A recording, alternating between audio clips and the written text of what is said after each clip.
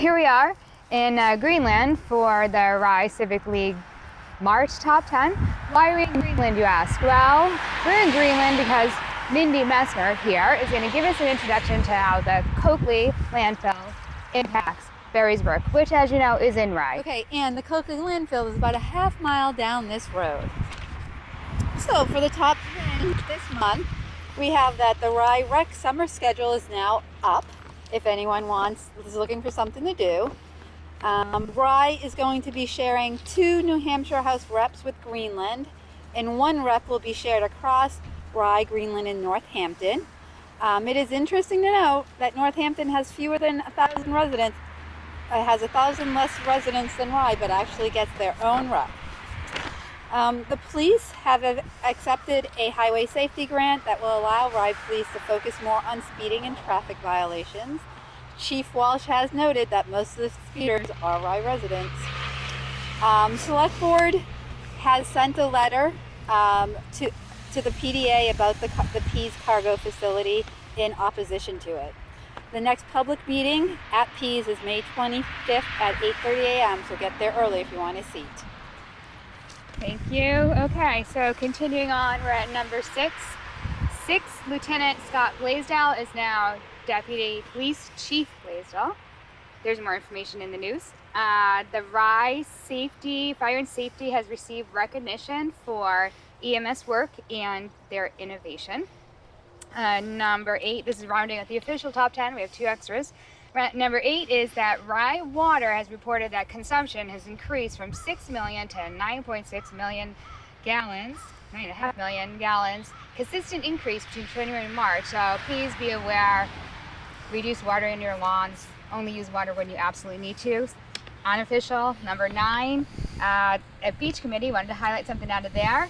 The beach committee has approved food trucks for Odeorn. There is a highlight in the news about what's going on in June with the Odeorn Sea Center. And finally, the Select Board has taken up fair and transparent board, or all of the boards, how you get on them, how you get appointed, and how you get reappointed. And that's in response to something that started way back in 2020, and finally we're getting around to maybe doing something new. That's the top 10. See you again next month. Hi, I'm Mindy Messmer. I'm an environmental and public health scientist, and I'm standing here in front of a sign that the EPA made the polluters here for Coakley Landfill Group put this sign up a few years ago in response to our activism or advocacy here in the town. Behind me, you can see this pond that's actually ponded water that runs off of the Coakley landfill. Take a walk near the Coakley Superfund dump because I was worried about the rainfall that happened last night, and there's all this discussion going on about the appropriate way to stop the flow of water from the Coakley landfill. It's dumping directly into several different water bodies, Brook and one in particular. And so I wanted to show you guys what I found here this morning when I came out. Here's a location where I'm standing on the rail bed here, which is the rail bed that runs between Northampton and all the way down there is Breakfast Hill Road in Greenland. You can see there's quite a bit of water on this path, on this rail trail, which is open to the public. I just saw a woman running down here, and this is concerning. This is stuff that's coming probably right out of the storm system drains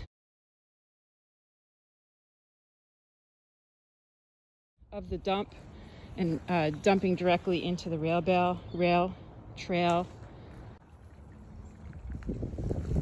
so that it's actually a flowing stream here. It dumps directly into the head of this wetland area, which becomes Brook to the north. Concerns have always been people not knowing that there's heavy contamination in these ponds that tend to run over the rail trail, which is right in front of me here. There's a rail trail that runs all the way from Portsmouth all the way down to Hampton. I've always been concerned about that public access and people unknowingly being exposed to chemicals in these water bodies that pond up on the rail trail, especially children playing in puddles.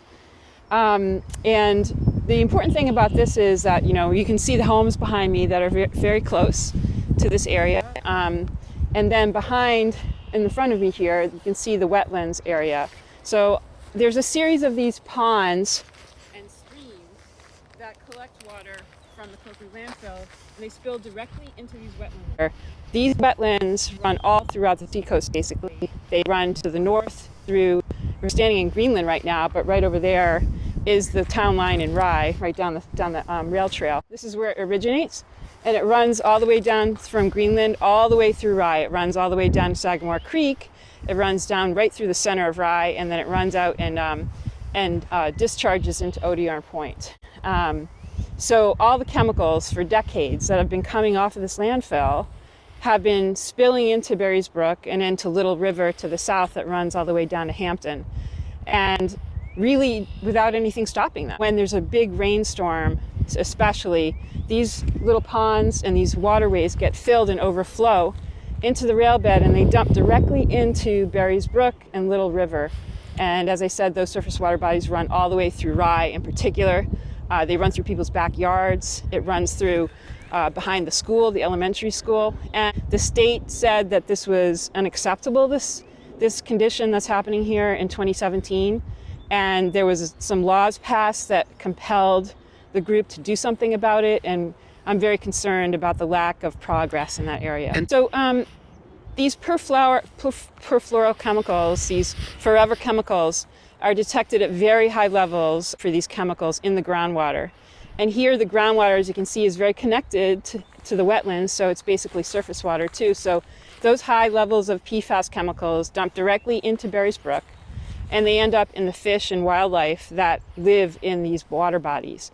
And a few years ago, the state of New Hampshire EPA made the Coakley landfill group, the polluter group responsible for the pollution in Coakley landfill, sample fish in Barry's Brook. And those fish samples had levels of PFAS contamination in them. The state has also, for a long time, had a long-standing catch and release program in Barry's Brook anyway for levels of PCBs and also dioxin. Dioxin is one of those things that we know comes from things like incinerator ash. And we know there's about 50-foot blanket on top of Coakley below the cap of incinerator ash. The EPA has never compelled the polluter group to sample these water bodies for dioxin, which I think is a huge problem. I want to know if high levels of dioxin, a known carcinogen, are dumping directly into these water bodies, directly into Barry's Brook. And the implications are, basically this contamination is being allowed to continue with every single rainfall event, like you saw in the Easter footage, that you'll see in the Easter footage. They flood into all of these water bodies. And the surface water bodies here in New Hampshire, we know, are very connected to bedrock water.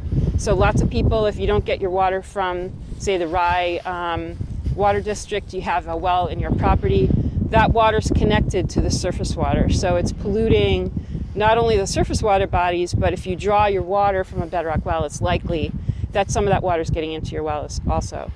Thank you.